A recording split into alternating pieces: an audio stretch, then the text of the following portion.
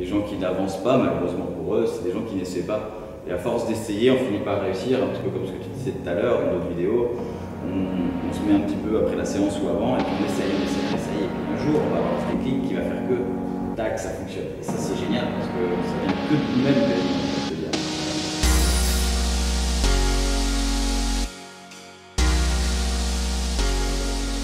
Ready? Go! Ok, on est de retour avec Joachim Israël, avec un petit clap de départ qui était plus sympathique, celui-ci avec yes! Du coup, on s'est fait déjà 2-3 vidéos avec Joachim. Ceux qui ne savent pas qui il est, bah, je vous propose de retourner sur la première vidéo, ce sera plus simple, d'accord? Ou alors d'aller chercher sur son site, igift.io. Vous verrez, c'est un mec qui fait des choses géniales et puis il va faire des choses encore plus géniales par la suite et puis en plus on va bosser ensemble. Pas génial ça? C'est très génial ça. Super. Super. Ouais, ça c'est mon mot en ce moment.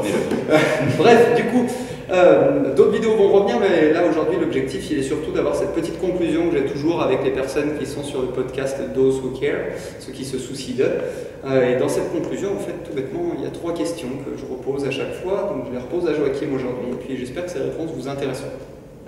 La première est simple. Si tu avais 10 minutes à changer dans ton quotidien, si tu devais mettre une nouvelle action que tu ne mets peut-être pas en place aujourd'hui, mais dont tu sais qu'elle serait bénéfique à ta santé, qu'est-ce que ce serait? Et pourquoi?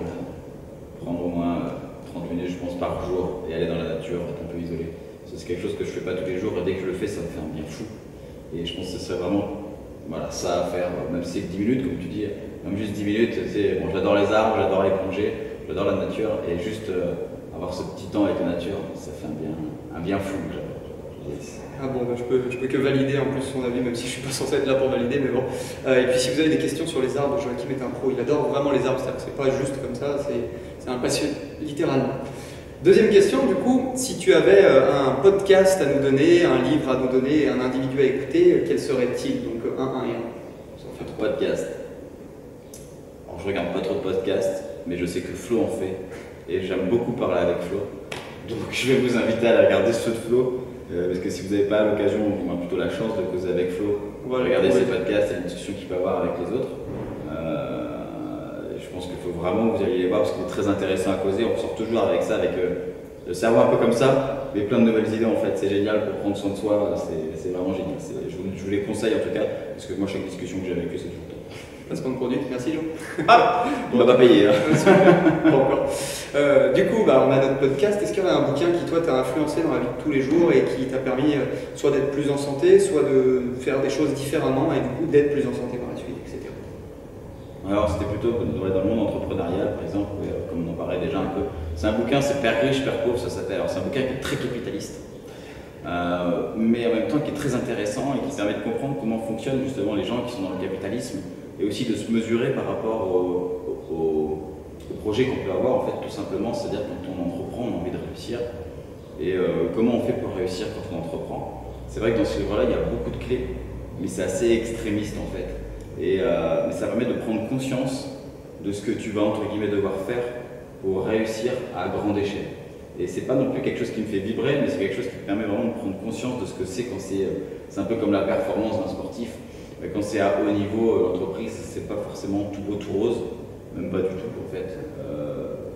Et voilà, c'est un livre qui était très intéressant. Alors je recommande de le lire, hein, je prône pas ce qu'ils disent. Il y a des choses qui sont très intéressantes, il y a des choses à prendre, il y a des choses à jeter. Après, sinon, je vais plus lire des BD pour me détendre que des bouquins super de culture, on va dire.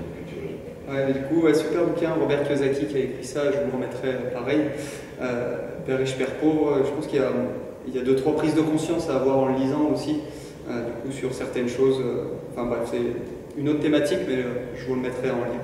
Et du coup, finalement, un individu, est-ce que tu as quelqu'un que tu nous conseillerais, une personne que tu as écoutée qui a peut-être changé un peu ta vie ou... C'est sur un TEDx, c'est Ernesto Siroli. C'est un Italien qui parle un petit peu de son passé dans les ONG, il est allé dans des pays pour les aider à se restructurer.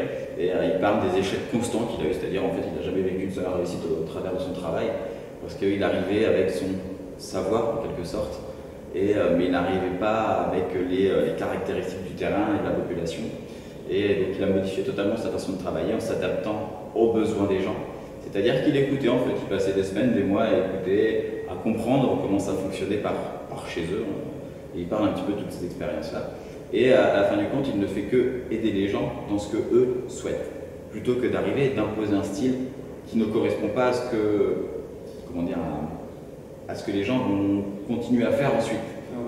Voilà, à leurs valeurs, à leur façon de faire, à leur procédé. Il était là plutôt à tout changer, plutôt que de les aider. Et alors, bien souvent, c'est des gens qui ne voulaient pas tout changer, mais qui voulaient progresser. Et c'est un peu comme, on reprend de l'altéro, hein, mais on ne casse pas la technique de quelqu'un de zéro, parce que si sa technique elle est différente d'un autre, il y a forcément une raison. Et en fait, c'est d'aller comprendre cette raison. Et Ernesto Sirolli, dans Stadix, il est vraiment super intéressant. Je vous invite à le regarder. C'est plutôt intéressant. Un sujet primordial, c'est vraiment top. Et du coup, à ça, on rajoutera une petite dernière question. Dans ton quotidien, dans ta vie de tous les jours, est-ce qu'il y a des choses que tu aurais changées du coup, et puis on va essayer d'en trouver 3 spécifiques, ou tu vas essayer d'en trouver 3 si tu veux bien. Dans cette année ou les dernières années, des choses que tu as modifiées dans ton quotidien qui t'ont permis aujourd'hui d'être, entre guillemets, en meilleure forme, en meilleure santé, ou d'être plus performant dans ce que tu souhaites faire, etc. Apprendre à réfléchir et apprendre à prendre le temps aussi. Ça, c'est quelque chose que j'ai eu beaucoup de mal à faire, prendre le temps. On est dans un monde où on peut avoir tout de suite si on veut, en quelque sorte. Le corps humain, ou je veux dire même la structure d'une entreprise, parce que moi je vois aussi au-delà de mon métier de coach, je vois mon métier d'entrepreneur. Vous l'aurez vu, hein. C'est quelque chose qui prend énormément de temps, qui met énormément de temps à se construire, surtout quand on part de zéro. Il faut accepter, quand on part de zéro, de partir de très très bas, c'est-à-dire de partir avec les gens qui sont plus proches de nous, en fait, tout simplement.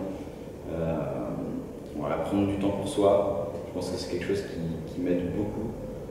Savoir s'entourer aussi, c'est-à-dire avoir des amis avec qui on peut parler sans filtre, sans tabou, que ce soit même de sexe ou d'argent. Je veux dire, c'est des choses qu'on ne nous enseigne pas à l'école. On ne peut pas apprendre à évoluer sur ces sujets-là si on n'en parle pas. Si on pratique pas non plus, je veux dire, c'est un peu bête de dire ça comme ça, mais c'est des choses qui ressortent. On a le malheur de ne pas nous apprendre à vivre, en quelque sorte, et vivre, c'est vivre des expériences. Et les expériences, bien souvent, on veut dire, l'amour en est une, l'argent en est une. C'est ça. Bon, après, on critique le système scolaire tous les deux, mais entre guillemets, le système scolaire de toute façon ne peut pas nous apprendre tout ça. Il n'y a que la vie qui peut nous l'apprendre complètement. Mais il y aurait un petit reformatage à faire quand même. Reformatage. Et du coup, tu en aurais une troisième de choses qui a modifié ta vie, peut-être plus pratico-pratique. Ouais, plus pratico-pratique, tout simplement faire. Essayer. En tout cas, je veux dire, on a une idée, on fait. Ça marche, tant mieux, ça marche pas, tant pis, on a essayé. Et plus tu vas essayer vite, plus tu vas pouvoir en essayer plein de choses différentes et tu vas grandir de chaque essai en fait. Et si on se rend compte aujourd'hui, les gens qui n'avancent pas, malheureusement pour eux, c'est des gens qui n'essaient pas.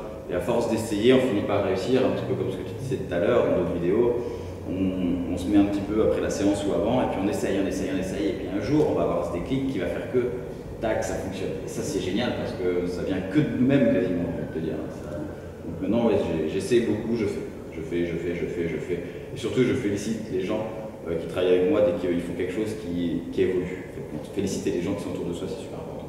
C'est primordial même, c'est vraiment encourager la personne à continuer d'être dans cette démarche, le positivisme entre guillemets, à se développer, à apprendre, à progresser, etc. Et puis du coup, moi je vais me permettre, si tu veux bien, d'augmenter un petit peu, ou du moins d'appuyer un peu ton point. Faire, c'est super, mais faire et ensuite se demander pourquoi ça s'est passé comme ça, du coup analyser par la suite pour pouvoir mettre quelque chose de différent en place, c'est encore plus important. Parce qu'il y a des gens qui passent leur temps à faire. C'est super à faire, mais il y a un moment où si on ne fait pas un pas en arrière, si on ne se pose pas la question du pourquoi ça s'est passé comme ça, pourquoi tel résultat, etc., on va nulle part en fait. Donc c'est top de faire. Parfois il vaut mieux faire un tout petit peu moins quand même, mais par contre se poser les bonnes questions pour éviter de refaire la même connerie différemment. Ça c'est important. Faire 2 fois la même connerie, ça être un petit peu. C'est ça, exactement. Bon, ça peut nous arriver quand même, je vous rassure. On a tous un petit peu de temps en temps, on a le cerveau qui part un peu partout, alors chacun plus ou moins. C'est pas grave. En tout cas, on s'arrête là pour aujourd'hui avec la vidéo de Joachim Israël, Those Who Care, mais il y en aura plein d'autres qui vont revenir sur d'autres thématiques, d'autres sujets, peut-être plus pratico-pratique altéro si c'est bien de ces jours. Après. Pratico-pratique altéro, ça vous dit. Voilà, moi ça me dit, donc ça vous dira forcément, vous n'avez pas le choix. Mais voilà, l'idée est là. D'ici là, si vous avez des questions, n'hésitez pas à nous les envoyer, ce sera plus qu'un plaisir de vous y répondre. Vous y répondez? Ouais, vous y répondez. T'as compris? Simplifiant, t'as compris, j'espère. Bon, allez, prenez soin de vous tout le monde, et puis n'oubliez pas de penser futur et puis de vivre au présent quand même un petit peu. Salut! Salut. Ciao. Et superbe. Allez, CrossFit. CrossFit.